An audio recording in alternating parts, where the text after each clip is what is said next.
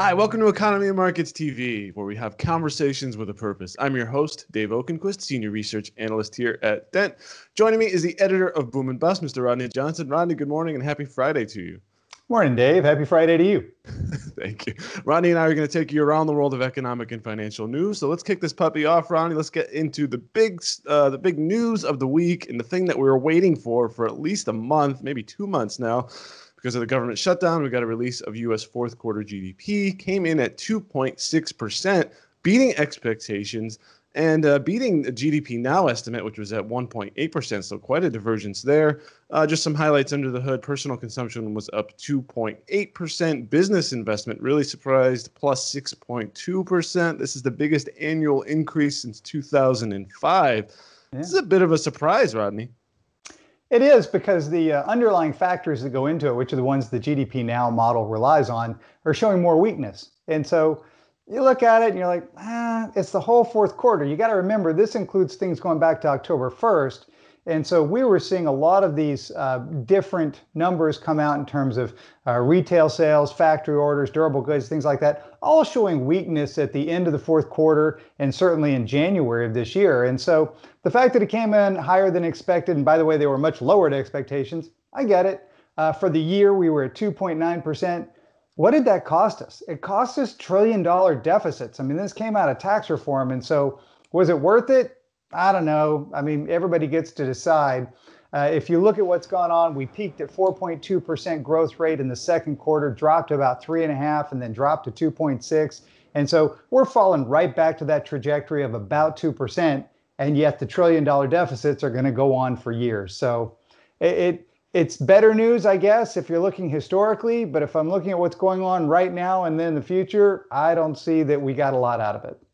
Yeah, December numbers certainly seem to be falling off a cliff. So it could have just been a strong beginning of the quarter, maybe some personal consumption that we saw over the Thanksgiving weekend, and then just falling off. So it doesn't, the first quarter, second quarter, 2020 or 2019. What year are we in? 2019. Let's do this year. So hot. And the Fed sort of confirmed that, didn't they? They did. They see growth around, I want to say 2.3% this year and then falling to 1.9 or whatever next year. Yeah, right. Muddle through, mediocre, kind of stuck. And by the way, we're the kind of the best guy going when it comes to developed nations around the world. And so if this is as good as it gets and what it costs, this is not going well. And we've been this way for a long time, which has to bring into question the equities and how high they are when we're so close to the all-time highs. Excellent, Rodney. Now, that bell was to indicate that your 2 minutes were up. I didn't mention that ahead of time, but I know you're aware of this, so... Let's go on to our next thing. U.S.-China trade negotiations continue. Now, today was supposed to be the day where if there was not a deal, the existing 10% tariffs on $200 billion worth of Chinese goods would escalate to 25%. But as we predicted, no big surprise, we pushed that off in an effort to maybe hope to get a deal. Now, on the backdrop of that, the White House was at Vietnam talking to North Korea about their nuclear program. And these things are sort of tied together because in order to get North Korea to kind of do what you want, you probably are going to need China to enforce that. And if you don't have a good deal where you can trust China to follow through with a trade deal, it seems like that would have to be backwards. So these things all sort of work together. Now, President Xi is supposed to meet with President Trump in Mar-a-Lago at the end of the month. What do you make of this, Rodney? Well, I think the Chinese are... It's hard to know what the Chinese think, right? The Western mind doesn't really understand the Eastern mind. I get that. But if I look at it and ask, what is likely, I would think it's likely that the Chinese are taken aback by what happened in Vietnam, because President Trump did not come out of there and say, I need some deal to save face. I need to have at least some movement to show that things are going okay. He instead said, meh, didn't get what I wanted, wasn't good, I walked away. Yeah. So they have to be thinking he could walk away from us too. And so I think that is the case. I think he might. I don't think he's going to. I think we'll get a trade deal. But he's showing that, he'll stand his ground on this, and pushing out the rise in the tariffs on the Chinese goods doesn't get rid of it. It just says, hey, we're not going to do it right now. So that, sort of Damocles is still hanging there. I think the Chinese have to be wondering how much more they need to do here to show that they have enforcement in play, because that's been the thing. I mean, for 20 years, they've said, yeah, yeah, yeah, we will. And then they never did on all these things. And so they have a history of ignoring all of it. And so they're in a pretty tough position right now where their economy is slowing down. They're not getting the growth they want. They don't have the jobs they want. And they need this to go forth. And so I think they're feeling the pressure. And the North Korean deal is the one that's telling them, hey, they really will walk on us. We need to be more serious than we've been in the past. Yeah, absolutely. It's like China lost a little bit of leverage here because they could be dangling that for a trade deal. Oh, you need us to help you with North Korea. Let's get a deal. Now that's not there anymore. Now this got a couple of comments from some viewers on this. Peter wrote in. He just said, "Stop the transfer and stealing of U.S. technology. Don't build American factories in China." So Peter's not a fan of that. And there's a question. Just going to throw this out here. If there is a deal, and something that we've been talking about, and no one seems to have the answer. Maybe you do. How do these things get enforced if there is a deal? Well, they're supposed to be the World Trade Organization, right? That's the intent of it. That's why it's called the WTO. And we allowed China to come in a little bit, outside the normal measures of what people do. We said, yeah, okay, let's bring them in the 90s. Things will grow. It'll be great. And they'll move our direction. And they didn't. They certainly grew their economy, but they didn't move our direction in terms of the freedom of the markets and the enforcements. And so they've repeatedly said, oh, you caught us. Yes, we will. And then didn't, as I said a minute ago. And so the way that you enforce is by doing what we're doing now, which is the tariffs, which is a very unilateral thing. Otherwise, going through the whole WTO courts and everything else, very long, protracted, everybody fights, nothing really happens at the end. And so unfortunately, it's a hammer, right? You would like a scalpel. You don't have a scalpel. You got this hammer. You go beat the snot out of something. And that's exactly what Trump is doing with it. Whether or not that's the best approach, I don't know, but it is approach and it seems to be working. So I'm certainly sympathetic to that view, where I would love to see some better enforcement mechanism short of tariffs and cutting them off. I don't know what it is. So maybe the agreement will have some sort of language that there's a trigger. If we find you are not complying, bam, we go to 25%. And I don't know that China would ever agree to that, though. That's just it, right? And even if you did, then you have to prove, and they say, no, we didn't. So then, it becomes this whole raveled thing where you have to follow all these threads versus the president going, you know what? Best guess, you're not complying. I'm going to smack you. Yeah. Well, see, now we're going long here, but this just makes me think maybe we don't need a deal. We just need to play with tariffs and keep them on their toes. Maybe that's just a better move. We're down to 10%. Now we're 25. We're going to do 30. We'll go back down to 10. Well, but that's unfair to the American side, because we have companies on this side, of the trade deal that are living at the end of this rope being slung around. And so you are definitely affecting some industries here very deeply, and it's very painful. You're going to put some of them out of business. And then you have the farming industry. We export a lot of agriculture here, and they can't take it. They just can't. Yeah, good point, Rodney. And I thank you, fellas, for your feedback. You can send that to tv@economyandmarkets.com. And my last thought on this is you have to do a trade deal first and then a nuke deal afterwards.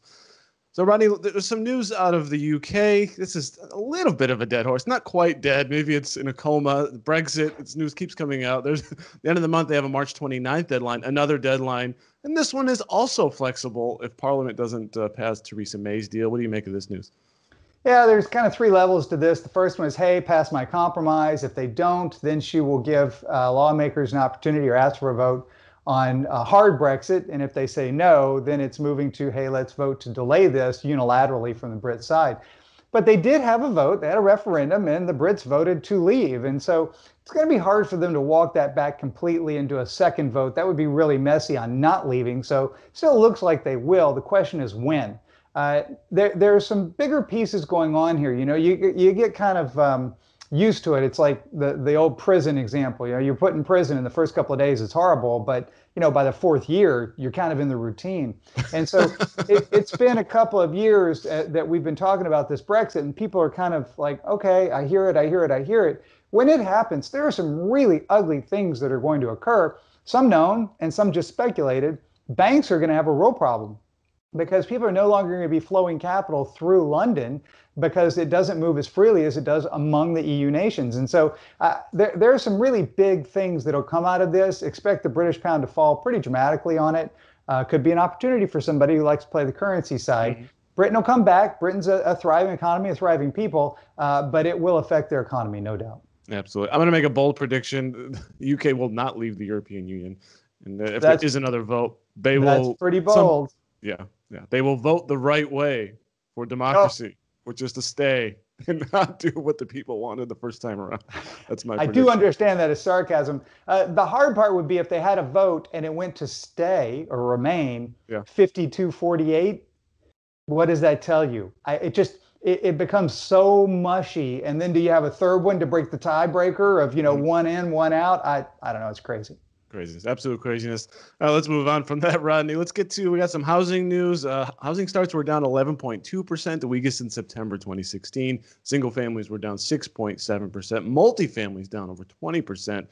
We also got the Case-Shiller 20-City Home Price Index. That was up 4.2% for the year, but really off expectations. So we're seeing slowing price growth, slowing housing starts. Of course, that price growth is the lowest since 2014. So again, we're seeing slowdown in the market, slowly slowing down in the housing market, Rodney. It happens. It took longer than we thought. We've been talking about this for about 2.5 years. And so I expected the growth rate of prices to really curve lower at the end of 2017, really. And so it's taken longer, but it is happening where prices just aren't growing. And so the comparison to the previous year, gets smaller and smaller. And so what you're seeing is this standoff between sellers and buyers. Buyers are saying, look, we can't afford to pay more. We're not going to pay more. And sellers are saying, I'll wait. And so we don't have a lot of supply out there. The prices aren't going up very fast. And the in-between here, what you say housing starts, new home sales, and permits, builders aren't filling that gap, rushing in and saying, let's build a lot of new ones. And there's some reasons for that. Their land costs more, their regulations cost more, their labor costs more, their materials cost more. And so they're not making the profit if they sell them at a lower price. Of course they were. And so it's all kind of mixing together to bring the housing market down. And housing is a big part of GDP, several percentage points, not what it was in the mid 2000s, but it trickles down and it hits companies like Home Depot and Lowe's. And so you're seeing this kind of flow through, and it does hold the economy down some. I don't expect this to pick up in the next 12 months. I think we've got to see something else happen in the economy to kind of give us a boost before housing rejuvenates in any meaningful way. Absolutely. Good stuff there, Rodney. Now we got a little bit of news here. I don't know, it's almost funny news. You mentioned jail earlier. Martha Stewart is joining the pot industry. Yep. She's going to become the comfortable, warm face of the marijuana industry. I don't know that that's what's in store for us, but she did partner up with Canopy Growth, a big company in the pot space, the marijuana space. She's not going to be doing the part that gets you high. Okay. Her deal is to help create and, of course, endorse a product that contains CBD, the pain inhibitor side of marijuana. And this one comes from hemp, which doesn't have only trace amounts of the THC, which makes you high. And so not even possible to get high from this. Anyway, for pets, it's all about pets at the moment, a further view perhaps for people. So it's kind of funny because Martha Stewart now, of course, has her cooking show with Snoop Dogg, who is a very well-renowned pot-smoking guy. Yes. And it brings to mind, hey, did she learn any of this while she did her little stint in the joint herself, so to speak, recalling that she did go to prison for a while. Right. So I don't know. It's interesting. She's 77 years old. She's still getting into these different things. She's an icon. It'll be very interesting to see what sort of normalcy she can bring to this market that's kind of wild and woolly right now and really move that industry into the mainstream. Great stuff there. I can't help but thinking I'm going to walk into Target, I'm going to see a Martha Stewart bong collection or something, but just can't help going there. Well, but remember, they would be designer bongs that can double as art pieces and they can sit on your coffee table because she is, the living, mogul and icon here. And so she'll tell you how to do this very tastefully in your apartment or your home. Good stuff there. And as you mentioned, a lot of the stuff is going to be used for pets, certainly CBD, which has, human application as well for animals. So we want to be able to help out our animals. Although a lot of this stuff is what they call anxiety. What it really means is you need to just take your dog to the dog park and let them run around. And a lot of that anxiety will magically disappear. Well, listen to you, curmudgeon. I mean, you're out there telling people what to do with their dogs. Rodney, something else you had your eye on is the Supreme Court case, Kaiser versus Wilkie, the Our defense. What is this all about briefly, and what are your thoughts? It's a wonky thing in the background, but, quoting the old, movie, the old Grisham movie, it's boring, but it has teeth. The Our defense was when the government passes a law, they normally don't tell you how to enforce the law. They just say, hey, the law is this. And it's kind of mushy as to the day-to-day, how do you actually do it? And so it's left up to federal agencies to go out and do this, and they have to figure out the true regulations that fit the law. And so this was a Supreme Court ruling from many years ago, decades ago, that said when the law is fuzzy, we will give controlling weight to the agency that's responsible for creating regulations. Right. Well, that sets up this unequal relationship. You're a guy running a business, you're under, say, the EPA, and the EPA comes in and says, hey, we think your pond is now under the Waterway Act or whatever it is. And you say, well, I don't think so. You go to court, the Supreme Court has said the EPA gets the benefit of the doubt. And so you're at a disadvantage to begin with. And so that's called the Auer defense, also Chevron defense. But there's a court case that's in front of the Supreme Court, this Kaiser v. Wilkie, where that exact thing is under consideration, where they could reverse it. And with Gorsuch and Kavanaugh on the court, it's very possible that they'll say, hey, the government doesn't deserve to have this benefit of the doubt in what this means and what was intended. Everyday people living with this law should have the same ability to go, no, we need to look at this because they're doing it wrong. That would be a great case for shrinking the footprint of government and perhaps reining in some of these regulations that have become their own state within the government. Yeah, absolutely. And I could see it's very hard for someone, a business owner, as you mentioned, to be able to follow the law because reading the law itself is not enough. You may get guidance, which says you are in violation. Well, and the agencies continue to expand, right? What agency says, no, we should be smaller than we were? It doesn't. Right. It doesn't help you power-wise, budget-wise, all those things. And so I understand how it grows, but this mission creep, as it's called, gets bigger, bigger. And how do you pull it back when that agency has the backing of the law as the benefit of the doubt? And this would go a long way. And it affects all of us. It's unfortunately wonky because, and most people won't talk about it, but has very far-reaching effects because it flows into every bit of our lives as businesses deal with regulations all the time. Yeah, absolutely. Great stuff, Rodney. As always, that's all we had for this week. Looking ahead to next week, we got a big one, which is the U.S. jobs report on Friday. Yep. We're going to get some new home sales and vehicle sales. Anything else you're going to have your eye on, Rodney? It's still trade. I think that's coming. And my question, as I wrote earlier in the week in Economy and Markets, is it all in? Have we priced in the good news? When we do get this trade deal, does it then kind of fall flat, things go up, and then people turn around and look and go, yeah, but GDP has fallen back to 2%. Factory orders are kind of low. Housing seems to be, in the doldrums again. I think people start focusing on the underpinnings of the economy once the trade deal's done, and the euphoria of the initial deal falls away very quickly. Absolutely. Well, that's all the time we have for this week. For Rodney Johnson, I'm Dave Okenquist, and we'll see you next week.